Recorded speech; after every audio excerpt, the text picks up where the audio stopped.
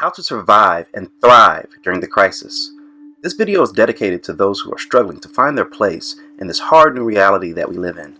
People are losing their jobs, businesses, careers, and their personal and professional lives have been upended.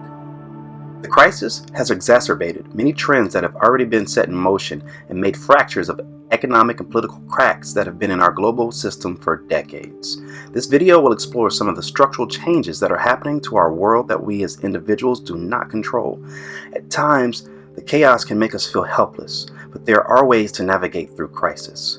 You don't control the ocean of crisis, but you do control how you ride the wave. First, let us look at the ocean of chaos surrounding us. A global pandemic resulted in a wave of lockdowns across the US, as well as similar moves throughout Europe, Latin America, and Asia. Since then, the global economy has plummeted, and the US economy has been in freefall, with more than 30 million people filing for unemployment, waves of retail stores on the edge of bankruptcy, energy and oil companies teetering on the brink, travel grounded, and projected GDP trending negative for the year. The United States is expected to take a severe hit, with the International Monetary Fund projecting that the American economy will contract by 6% in 2020.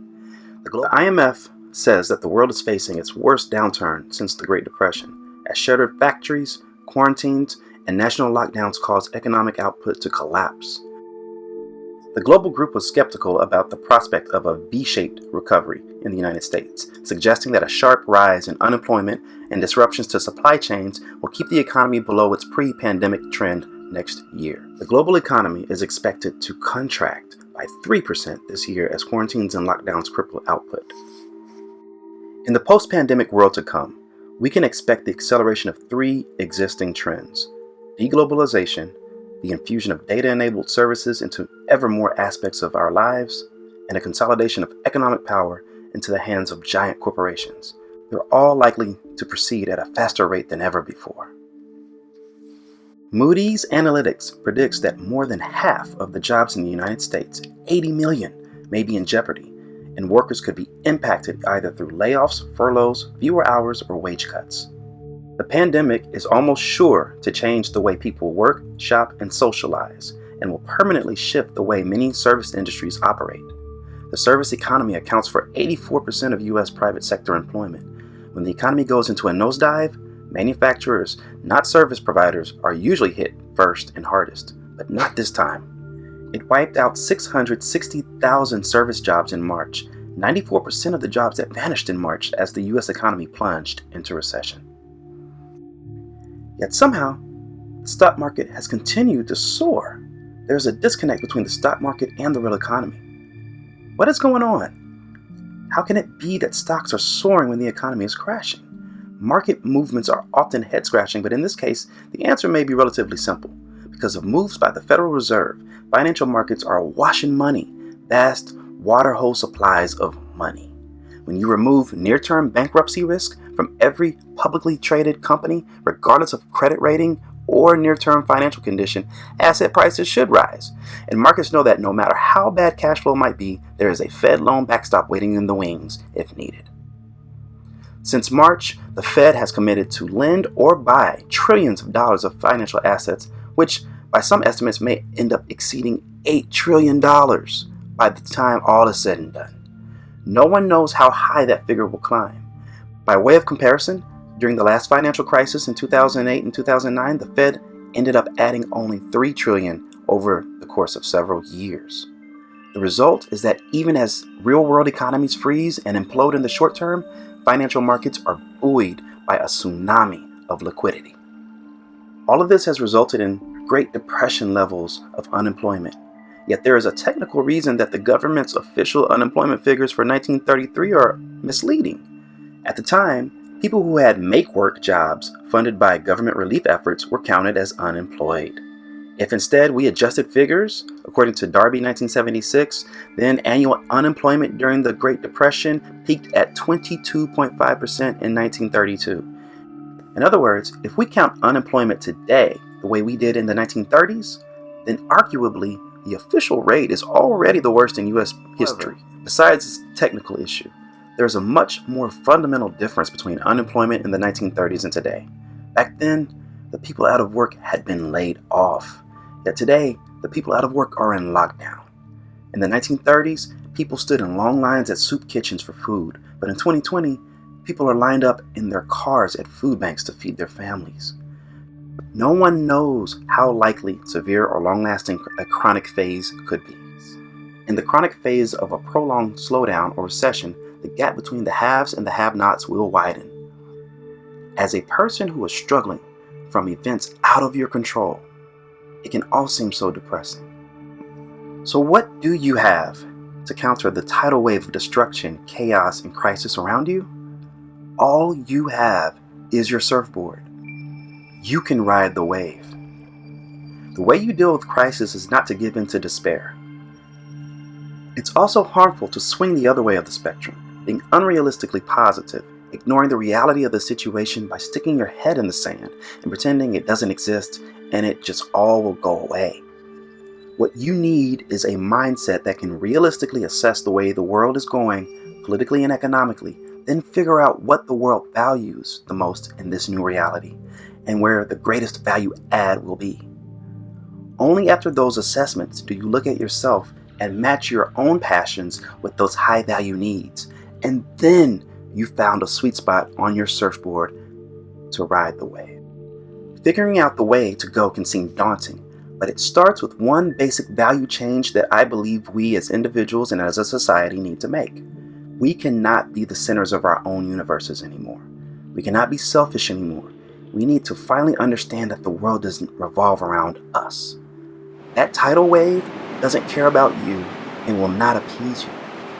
So the winners in this exercise are going to be the ones who put their feelings of entitlement, their wants, and their passions last, which is the exact opposite of what mainstream society has taught us. Surviving and thriving is not about us and what we want to do.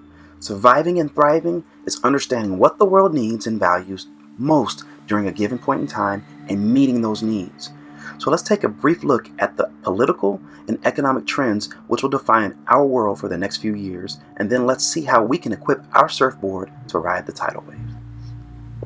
The major political trend of the next 5 years will be the increased rivalry between the US and China and how that splinters the current global order into allied blocs. As a result of the pandemic, many leaders in the United States, both Democrat and Republican, want answers, and they want China to be held accountable for the pandemic. The US once saw China as economic partners and occasional security rivals, but now they are seen as trade, political, economic, and military foes. That reassessment will fundamentally reshape world politics, and the Trump administration is leading it. It considers China the greatest military threat, far more formidable than Russia, Iran, or North Korea. It remains to be seen whether Washington can deter China's expansive global role, and if these two nuclear superpowers can avoid direct engagement in contested areas like the South China Sea and the Korean Peninsula. We may be at the beginning of yet another long twilight struggle, otherwise known as a Cold War. Coping with China's rise won't require larger U.S. defense budgets, since military funding and readiness have already been increased significantly since President Trump took office. What's new is the economic response. The Trump administration is beginning a systematic policy to reduce dependence on China. There is already a bipartisan consensus that sensitive production should be brought home, beginning with pharmaceuticals, medical supplies, telecommunications, high technology, and artificial intelligence. Other sectors deemed important for national security will soon follow. Economic trends in the present and the future will include zero interest rates from the Fed Reserve intervention in the financial markets, asset and price inflation in the financial markets, onshored supply chains, increased domestic manufacturing, move from retail shopping to online shopping, move from in-person services to online services, deflation in income and wages, mass unemployment and underemployment, increased job losses to technology and automation, increased debt, both public and personal, and loss of income for millions of workers.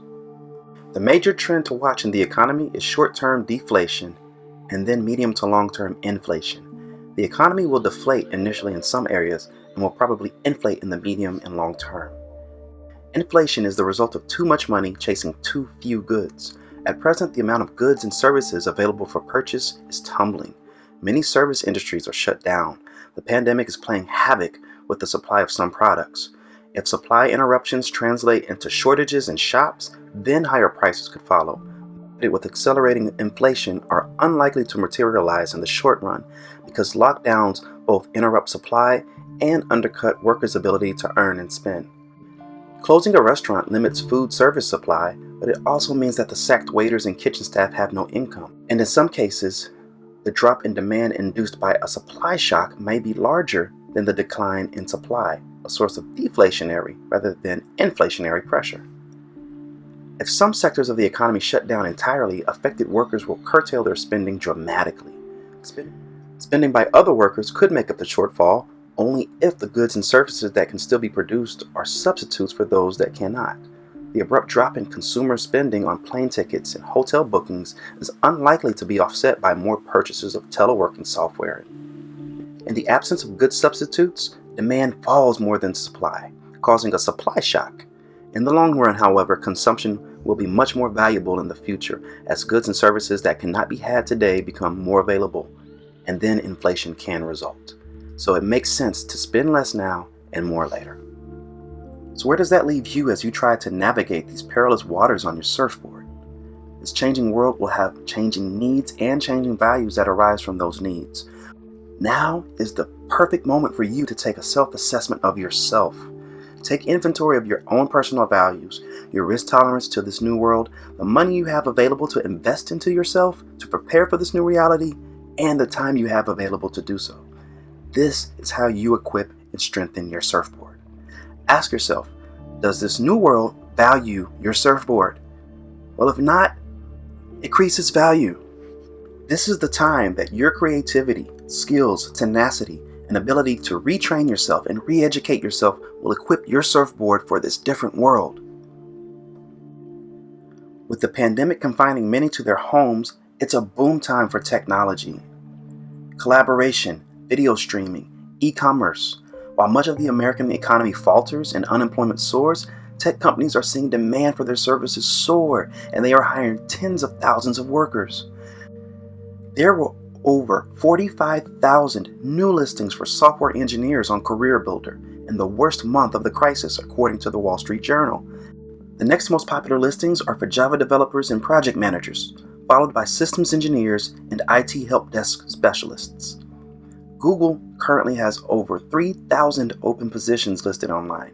Amazon is advertising over 20,000 open tech jobs on top of the 175,000 new shipping and logistic roles it recently announced to meet the rising demand for home deliveries amid the pandemic. Facebook plans to hire 10,000 new workers on product and engineering teams by the end of 2020. Salesforce, a major tech company, is actually prioritizing the hiring of employees, friends, and family members who have lost jobs because of the effects of the pandemic through a referral program. Demand for digital work is broader than just the best-known tech companies. General tech support jobs facilitating the ability for people to work remotely is skyrocketing. During the worst part of the pandemic in March, the U.S. technology sector actually added 8,500 jobs, according to CompTIA.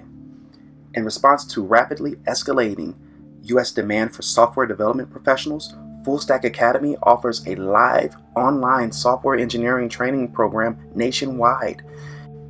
Targeting early career and experienced professionals, the full-time online coding bootcamp trains students of any tech skill level for high-paying, in-demand tech jobs in just 17 weeks. After the program, these online bootcamps help graduates secure jobs with top-tier tech companies with an average salary increase of 49%.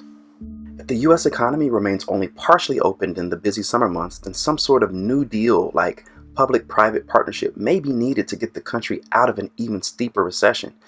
To bring the supply chain back to the United States would, in most cases, require hefty capital expenditures, entire new factories, or additions to existing ones. However, a public-private partnership getting some of them to manufacture in the United States is one possibility. The pullback in economic activity will slow the pace of hiring in the immediate future, but looking further out, the crisis is likely to reshape the recruiting landscape as employers and governments respond to problems and redefine how and where work gets done. A long-term change will be an increase in demand for factory workers as companies lessen their dependence on China.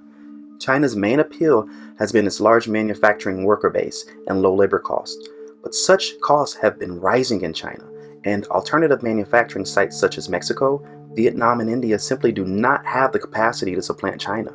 Given that reality, manufacturers will have little alternative than to bring production home to the United States with the expectation that increased automation will help keep costs low. In the past, to build seemingly efficient supply chains, we searched the world over for the lowest cost producer of every link in the chain. But the system is not resilient, insufficiently diversified, and vulnerable to disruptions. Just-in-time production and distribution with low or no inventories may be capable of absorbing small problems, but we now have seen the system crushed by an unexpected disturbance. As the U.S. reduces dependency on China, expect to see massive change in job growth in this area. It is imperative that the military maintains readiness, a training pipeline, and can protect its force while conducting operations. Recruiters are struggling to find people to enlist. Right now, free healthcare coverage, upwards of a $50,000 enlistment bonus, career training and advancement, and GI Bill benefits and college credit for service is still not enough to help the military recruit and enlist people. Yet the military remains one of the best options for someone who desires a career but has no experience, or is looking to change careers to enter engineering, operations, supply chain, logistics, healthcare, and many other fields. The service industry has been decimated by the pandemic. One way service workers can counter the devastation and diversify their revenue sources is by becoming an online content provider. Many service providers may be hesitant to do this initially out of fear it will put them out of a job. But if you're a hairstylist, for example, and you host online content on how to care and cut hair at home and do basic styles, have you really put yourself out of a job or expanded your base of potential customers who will see what you have done and pay you as a noted expert? And the how-to views on YouTube will simply open up a new revenue stream for you. Jobs that traditionally require an in-person aspect like retail or plumbing could be done virtually with the right video technology. Millions of Americans have spent weeks working from home, and the experience has been eye-opening for many and for their bosses. Meetings and even virtual after-hour cocktail parties can be organized on Zoom, WhatsApp, or other programs. People are discovering that we can have amazing seminars and conferences online much easier. You don't have to travel anywhere. The enhanced appeal of home offices could also have implications for real estate markets, giving more workers expanded housing options because they don't need to travel to their jobs. If you're a real estate agent in a smaller market, this is your opportunity to show houses online. Wedding providers are now offering services for multimedia online platform weddings. This has been useful for the pandemic, but as the world opens up, this format could be useful for those who do not have the money for an expensive wedding and prefer to open up their wedding to a larger number of friends and family in various locations, which would help save money. After looking at the realistic political and economic waves crashing on the world, you can then take a realistic assessment of where you are financially and time-wise and devise a plan that will strengthen your surfboard that will help you ride the wave and not just survive, but thrive. Using this method has helped me survive previous economic downturns and not just survive them, but come out better. If there is enough interest in another video, I will give my own experience applying this framework. But for now, I want you to focus on you and where you are at the moment. Are you low on money and time before you will potentially lose everything? Then plan a strategy using this framework and act accordingly. The same thing if you have some funds saved but less time, or you have lots of time but little money. As a rule, the longer you are on time and money, you focus on longer-term plans for getting the type of job or career you want. The shorter you are on time and money, you focus on things that will stop the bleeding first, then allow you time and money to plan for the medium and long term. After you have done this, then add in your passions. You may love writing or art or music. Now the fun part of your journey finally begins. How will you decorate your surfboard? What stickers and decals will you use to personalize your life and your brand? No, you may not be a full-time writer or artist or musician, but you can incorporate that into your new job, or your new job may have just freed you up in terms of time and money to do your passion on the side. There are infinite ways that your creativity, innovation, and imagination can transform what some may see as a regular job into a passion. For example, after a mid-career professional transition, I myself am a full-time engineer. but I love creating things, designing things, and strategy. That has led me towards engineering architecture, where I now create, design, and strategize in the engineering profession. It's given me a rewarding, fulfilling job while also helping me ride the wave. So, if you are interested in me making any videos exploring some of these topics more in depth, including career paths or how to get to these places, whether it be supply chain, medicine, manufacturing, technology, etc., just comment in the comments section below, and I'll be sure to incorporate that into my feedback for this video. This video was made for and dedicated to everyone struggling during this time, and I hope it has at least given you a bit of inspiration or ideas that you can take into your worst moments and use it to propel yourself forward. You are not alone, and I for one am rooting for you to overcome the obstacles you're facing and not just survive this crisis, but thrive as a result of it. Let this time period be one of hardship and struggle, but also of new possibilities, reinvention, and even resurrection for some of you. So, thanks for watching this video, and welcome to being a life surfer. And remember, you don't control the ocean, but you control how you ride the wave.